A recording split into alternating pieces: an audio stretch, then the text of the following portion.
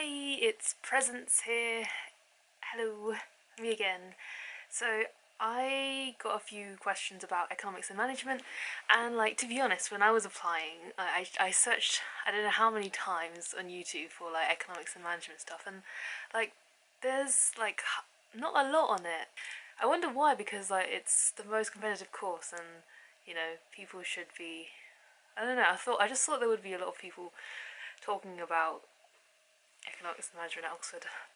I am going to do that today, but unfortunately I cannot give a full experience, I guess, because although I prepared a lot, I didn't even get an interview. However, I did prepare for the interview, and I had Oxbridge mentors who really helped me throughout the application process and kind of prepared me for an interview before I got rejected before the interview stage. So I'm going to share a bit of tips on that, and yeah, don't forget to like and subscribe. Now let's get into the video. So for economics and management, the first question I had was, how am I going to talk about management in my personal statement? Because I'm applying for straight economics from 4 other universities and only economics and management at Oxford. And I was like, what do I do? Because I really, really want Oxford, but I know that I might not get in. So, and I also know that for LSE, they want you to have a personal statement that's specific to their course, which is very mathematical. And if I talk about management, then they wouldn't like it. So, what do I do? Basically, so I went to Oxford for the open day, and very luckily had had a meeting with the tutors, and I asked them, and they said that they understand. Everyone has this problem. Everyone asks this question, and they don't mind if you don't write much about management. Although you maybe it wouldn't disadvantage you. It wouldn't. Yeah, basically, it wouldn't be bad if you did, but it also wouldn't be the end of the world if you didn't, because they know that you haven't studied management, and they know that economics and management is very specific to them, although I know Durham does it and probably other universities do it as well. But yeah, so if you're applying for straight economics elsewhere, then I wouldn't worry and just write a straight economics personal statement, but I would say that really try to research the overlap where economics and management overlap. Now, I was very lucky to, you could say, get an award in a topic that was about both management and economics, so I did actually get to talk about that. But I would recommend you kind of read up some relating stuff if you are worried about not including management. You don't want to talk about management because other universities and stuff, if you know what I mean. So yeah, search stuff that overlap. For example, have a Taylor's management thing. I haven't looked at this stuff for ages, but what I talked about was about division of labour, so it's kind of production line stuff, but it also relates to economics. And yeah, I also like behaviour economics, so that is kind of marketing stuff. Well, not kind of, a little bit, which marketing is kind of management-y, so yeah, overlap. For Oxford in general, you really have to be focused on academics and include only relevant extracurriculars. I hardly talked about any extracurriculars. I did a bit, but yeah, it was mainly really academic throughout.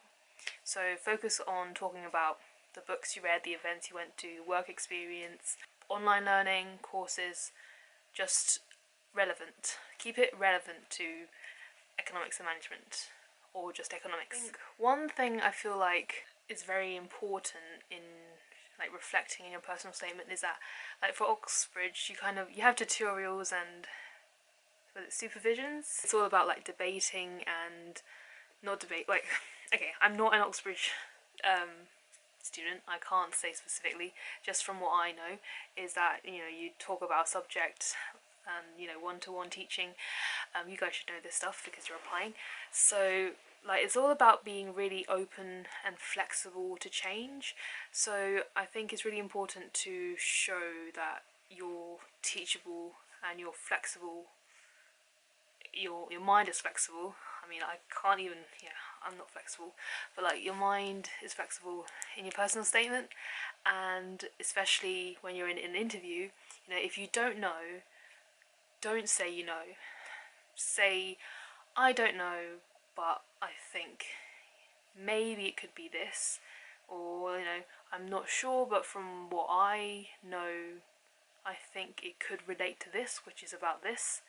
I'm still talking about the personal statement stage, so yeah, show that you are teachable, approachable, friendly, open-minded, flexible, and all that stuff. But that's not really economics management. Anyway, yeah. Next is the TSA, and the TSA basically is a hard one. I mean, for me, I mean, I prepped for 4 months and I still didn't get in, but some people just prepared 5 days before, like, I forgot her name on YouTube, but I'm gonna guess you guys have looked up every YouTube video about economics and management, because that's what I did, and I'm sure if you are someone applying for economics and management, which is a 6% success rate, you guys are, you know, risk takers, ambitious, and goal-getters, and that's good. Don't give up, go for it, apply for it. Like, don't let the number scare you, because yes, 94% are going to be rejected, but if you're rejected, then remember that you aren't alone. There are millions, not millions, but like, there are lots with you, and if you get in, congratulations. Yeah! And I'm proud for you, and I'm happy for you.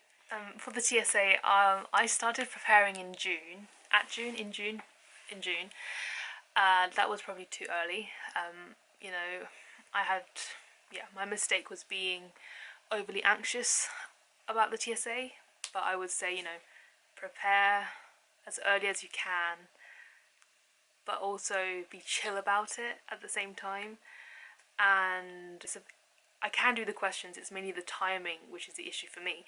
So I think the more questions you do, the better you get at the times, and for the TSA, a separate video would be done, I think. If you guys want a separate video for the TSA, like, would you want someone who got rejected to make a video about TSA?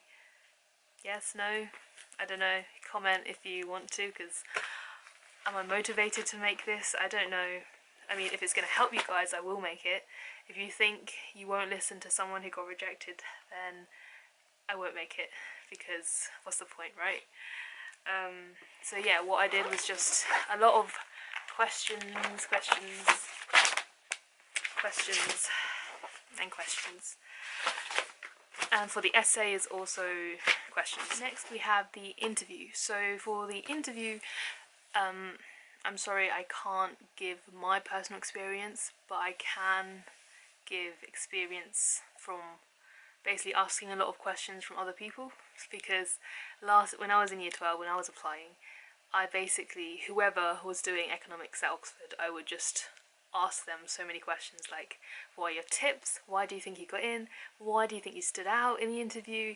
You know, like, yeah, just what's your strategy? Because the truth is that there is no strategy. Well, I mean, there is a strategy, but I think there is luck involved. My mentor who studied at Oxford, he said that he applied twice. For the first time, he didn't get in because he just didn't know what to say in the interview. But for the second time, luckily, the day before the interview, he was reading a book, and the exact book like came up in his interview, which I think it wasn't on his personal statement, but it's like a book that I guess everyone should read. But oh yeah, he applied for biology but did a master's in economics. But yeah, so I would say that read all the basic books, so, you know, Free Economics, The Undercover Economist. You can go on Oxford's website where they have a reading list. You don't have to read them all, but like, I would say read the basic books, the most common ones that are always mentioned.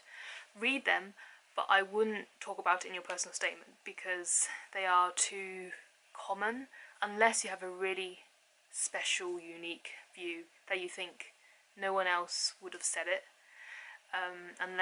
Except for that, I would say go for some more like rare books that people don't read, but also don't put it in your statement if you don't understand what the book is about.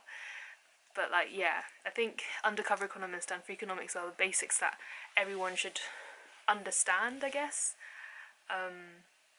Don't go and read The Wealth of Nations. Just reading The Wealth of Nations and writing it down doesn't mean you're smart enough for an offer. If you get what I mean. It's about how you show your interest in the subject and how, what you learnt from the book, and you add bits of other stuff you read and combine it to create your own viewpoint. I think that relates to both personal statement and interview. So for the interview, because economics is a mathsy subject, so it's likely, I think very, very, very likely that they're going to ask you maths questions. From what I've heard is that they typically ask about differentiation, integration, but also game theory questions, like basic payoff matrix and stuff. I haven't done this since I got rejected. I just abandoned it. I like it, but and now I'm working on something very special, which is for year 12s, which I'm not saying because it's very special, well, for me anyway. I really should revise and should do some economics and should read economics because I like it. But So I would say for interview, for the mathsy part, which is likely to be in economics, have a look around game theory, differentiation and integration, because I haven't done a degree in economics yet, but where oligopolies and price setting stuff, you tend to always have a curve. There's lots of graphs in economics, lots of sketching and stuff, and you always kind of have to find that turning point, which is differentiation. So it shouldn't be really hard maths. It should be more A-level single maths. You don't need to do further maths, by the way, if you're wondering. I did further maths, but I did it more so for LSE because they want further maths. But for Oxford, you don't need further maths, and I know people who got in doing art A-level, so don't worry about further maths. For the management side, I was talking to the tutors at Brasenose College, and they said that they would normally always give you an article for management. So because I don't think anyone studied management before, so you don't really need to worry about specific management stuff, but they would give you an article and they would treat everyone the same as if they don't know anything about management, and they will ask you questions based on the article. So what I would suggest is to go on The Economist, to read The Economist, to read the Financial Times. The Guardian articles are good actually, I'd use them, and really just read and ask yourself questions about, read it and then think of some questions that they might ask you using some example questions that you can find online, and all the there's a website that's got a list of example interview questions, which I'll link all the helpful links in the description. Just when I read a book, I would think about what is my view on the book. Don't just accept the content of the book don't just accept the author's viewpoint right away. Think if there's anything else that you might want to add, maybe something you don't agree. If you do agree, why do you agree?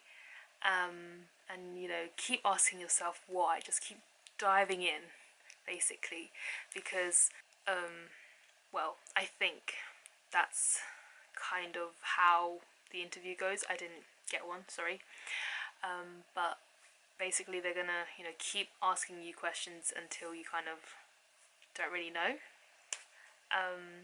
and you shouldn't be scared if you don't know. It's kind of gonna happen because they want to know how far you can go. And yeah, I don't want to comment too much because I haven't actually been through it. If you know anyone who's applying for the same course, then, you know, work together. Maybe find an article every week and discuss it together, debate it together. You know, you guys are likely to have different views on the same question. That's what I did with my friend. We basically, the interview questions, like online, like the example ones, we would go over each one and basically talk about what we think we would answer the question. So, like, I know how my friend would answer, and my friend knows how I would answer, and so we're like helping each other. I think it would be, yeah, I think that would be a good idea. And, you know, since this is still like a baby channel, if anyone is interested in maybe having a chat about economics, like a weekly article reading call, that would be actually quite interesting. I mean, it would force me to revise as well because I probably need to, but it might also help you guys who, you know, might want to prepare for interviews and start exploring economics and read economic articles outside of A levels. So if you guys are interested in doing weekly or monthly calls just to practice, then, you know, comment, and depending on how many people are interested, then I might arrange something. But that's just an idea that just popped up. So I don't know if it might be something you guys would like. So I got this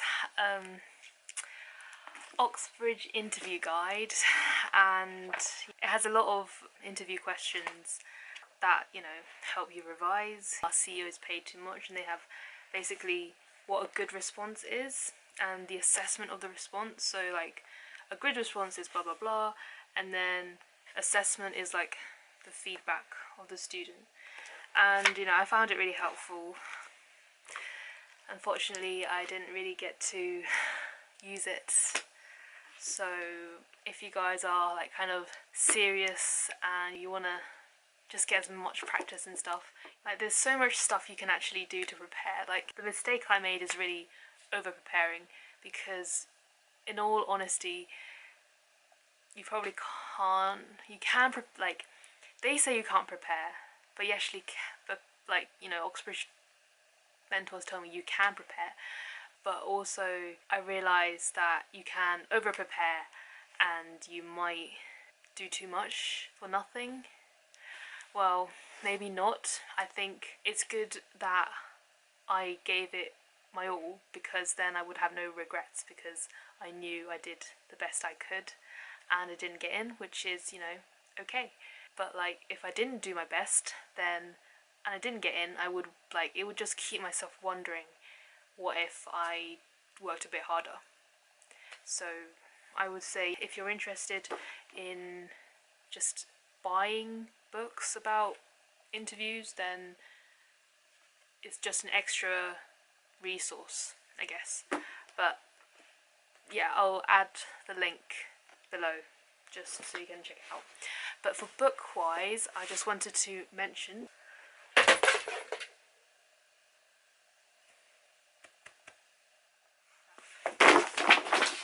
one book that I particularly found really interesting. It trained my brain.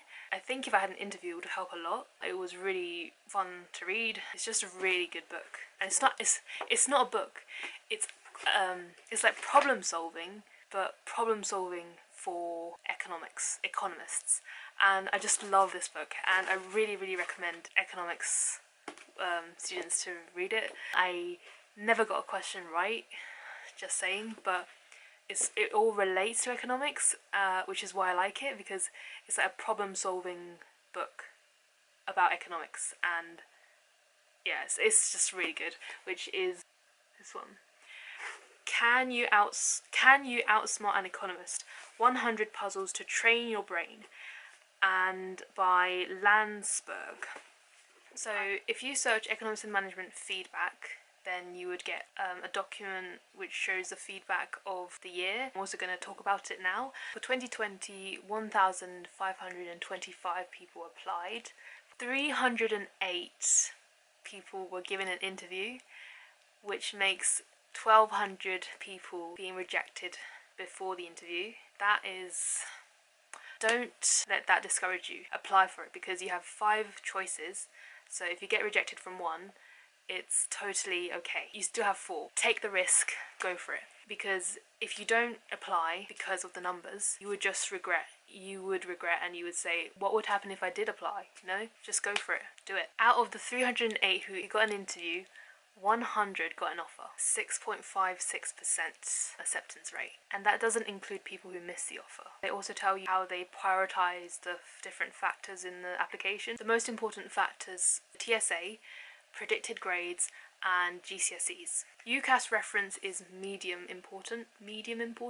That's what they said. AS grades and basically the UCAS personal statement is the least important, which is why if you don't want to write about management and you just want to write economics personal statement, that's okay. They don't actually care as much about the personal statement. They have the interview and the TSA to judge you, so I wouldn't worry about that. That's from what I heard and what I asked the economics tutor at Oxford. And if you want to triple check, then go to an open day if you can. So ask the tutors yourself to check in case it changed from the year 2020, year 2019. So yeah, so the median TSA score was around 64 and the top percentile was 69.5. I would say from last year when I was looking at the data, it was around 67 plus on the TSA for an interview, and 67 plus for an interview and offer. But this year it seems to have gone up. People are getting better and better each year. I don't know how. You have more resources, you have so many books, TSA books, you have more Oxbridge mentors, more past papers. So I guess that's why people are getting better. People are getting smarter and smarter. But I don't feel that. The median numbers of A8s, 9s and A stars for GCSE was around 8, and the top percentile people had 10 A stars. So to recap, for the personal statement, you don't need to worry too much because they basically don't really care that much about the personal statement. The TSA is super important. You want to aim for, last year I wanted to aim for a 67 plus, but I think aiming for a 70 plus would be the best. I wouldn't say guarantee interview, but it would set you up for the top band. And also for the TSA, they put you in different bands, so I think there's 4 bands or 5. They put you in the top band if you got the highest. The top band, basically you are guaranteed an interview. The second band, also likely to get an interview. After that you're kind of maybe, depending on extenuating circumstances or other special things that stand out. But it's mainly the first and the second band that you get a chance, and the distribution is a normal distribution, so it's normally the top people there, and then some people there and there. It varies depending on the person, and I know that the application, they look at everything, extenuating circumstances, and yeah, so all of that. And interview, just remember to check up past interview questions, to practice only. You can't really predict what the interview is going to be about, but just to prepare, look at examples. I even looked on YouTube on interview samples, Oxford and Cambridge, they both have YouTube videos on example interviews, but the economics one was how many years ago? 10, 20, 30, 50 years ago? I don't know, but that was an old economics interview. I think it was a Cambridge one as well.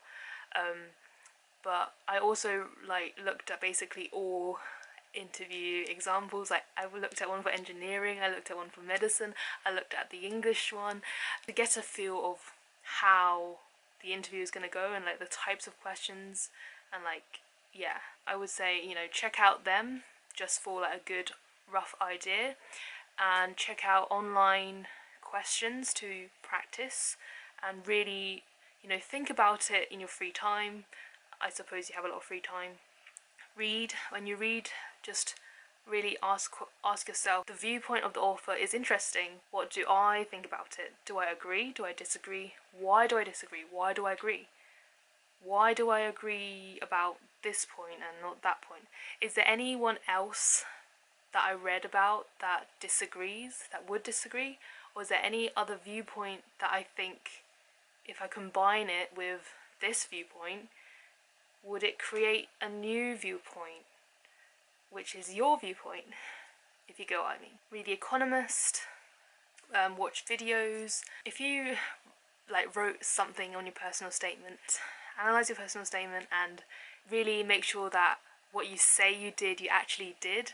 And when you read your personal statement, think of what questions might come up.